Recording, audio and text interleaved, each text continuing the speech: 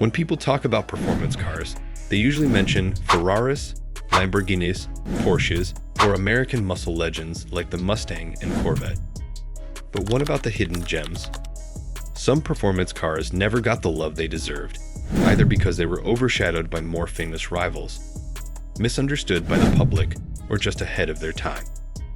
But real car enthusiasts know that some of the best machines ever built were the ones that flew under the radar. Today, we're taking a deep dive into the most underrated performance cars of the last 50 years. Cars that packed serious power, incredible handling, and groundbreaking engineering, but never got the respect they truly deserved. Buckle up, because by the end of this list, you might just find your next dream car. 1991 GMC Cyclone, the pickup that could outrun a Ferrari.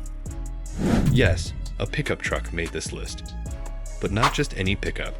The GMC Cyclone was a turbocharged A-to-VD monster that could embarrass sports cars in a drag race.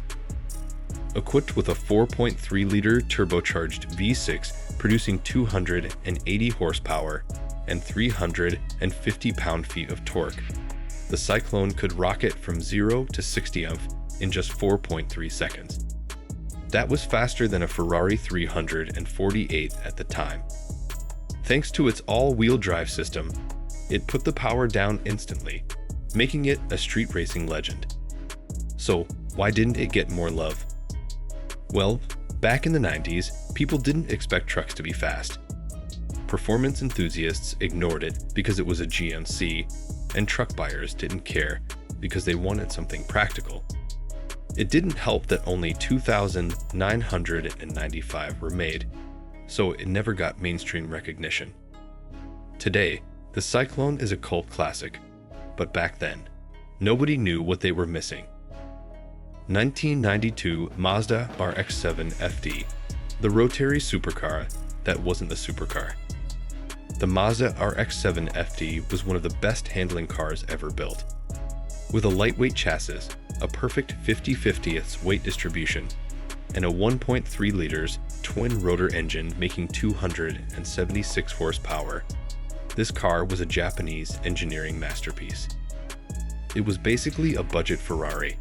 It had exotic looks, a high-revving engine, and razor-sharp handling. It could outrun more expensive sports cars on twisty roads, and the twin-turbo rotary engine made it sound like something from the future. So, why didn't it blow up like the Supra? Rotary engines require maintenance, and many owners neglected them, leading to reliability issues. Also, turbo lag was brutal, and in the late 90s, people were moving toward easier-to-drive performance cars. Today, RX-7s are skyrocketing in value, but for years, it was criminally underrated compared to the Supra or Skyline.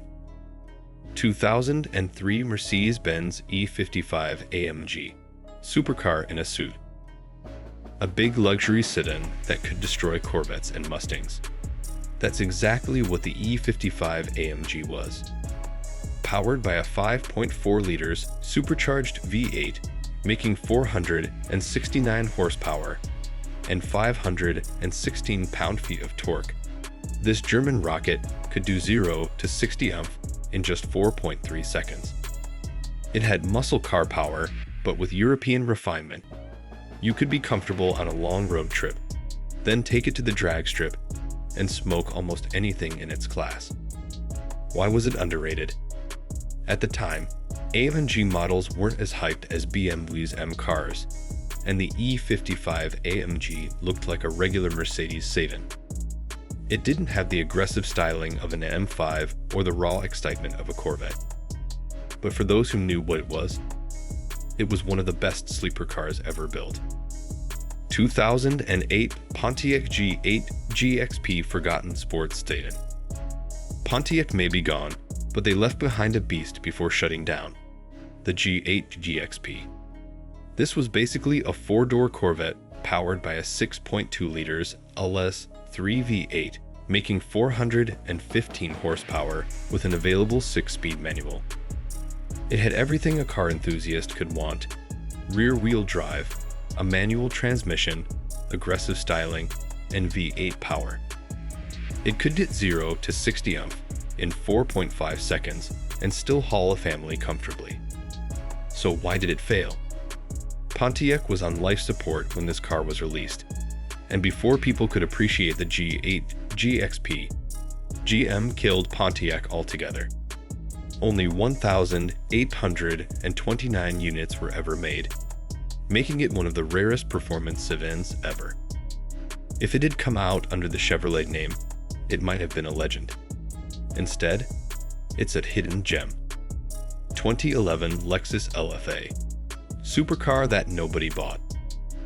The Lexus LFA was a technical masterpiece, powered by a 4.8 liters V10 that revved to 9,000 RPM. It sounded like an F1 car and was one of the most precisely engineered cars ever made. Lexus spent years developing its carbon fiber chassis, making it incredibly light and rigid. It had one of the most advanced digital dashboards ever seen at the time and an automated manual transmission that shifted with lightning speed. So why was it underrated? The price was insane.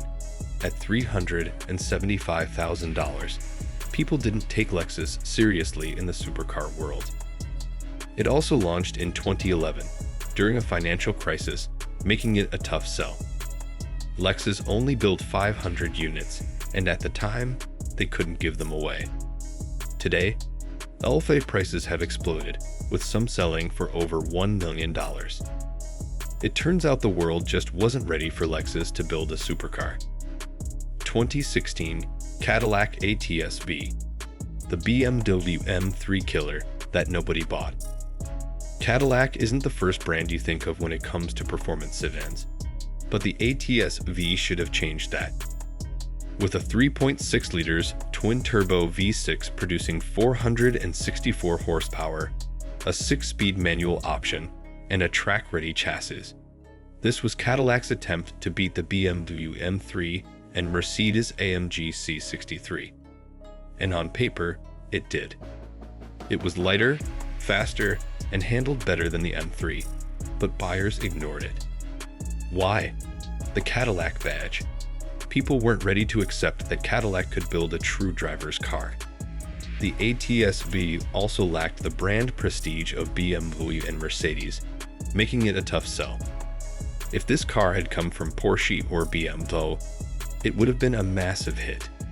Instead, it became one of the best performance sedans nobody cared about. 2018 Alfa Romeo Giulia Quadrifoglio, the Ferrari engine super sedan. Imagine a BMW M3, but with Italian passion and a Ferrari-built engine. That's the Alfa Romeo Giulia Quadrifoglio. Under the hood was a 2.9 liters twin-turbo V6 designed by Ferrari, making 505 horsepower. It was one of the best handling sedans ever, capable of 0 to 60 in 3.8 seconds. So why didn't people buy it? Alfa Romeo's reputation for reliability scared buyers away. Many were afraid of owning an Italian car that might spend more time in the shop than on the road. But for those who took the risk, they got a world-class sports sedan that could hang with the best from BMW and Mercedes.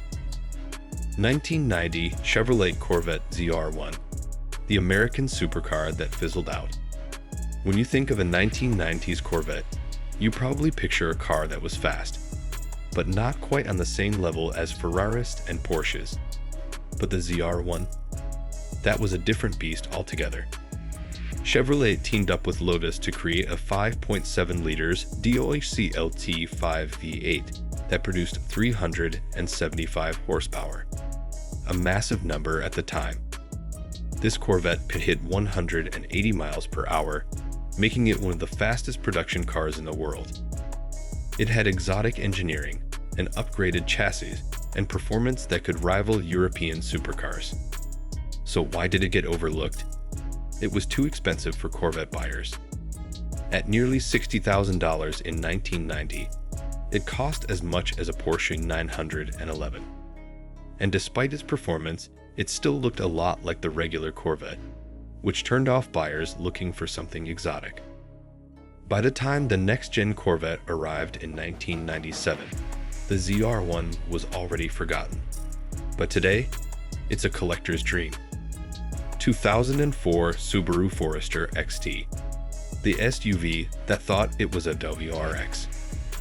Wait, an SUV on a performance car list? Hear me out. The Forester XT was basically a Subaru WRX in disguise. It had the same 2.5 liters turbocharged flat 4 as the legendary WRX STI, making 235 horsepower and easily tunable to over 300 OE.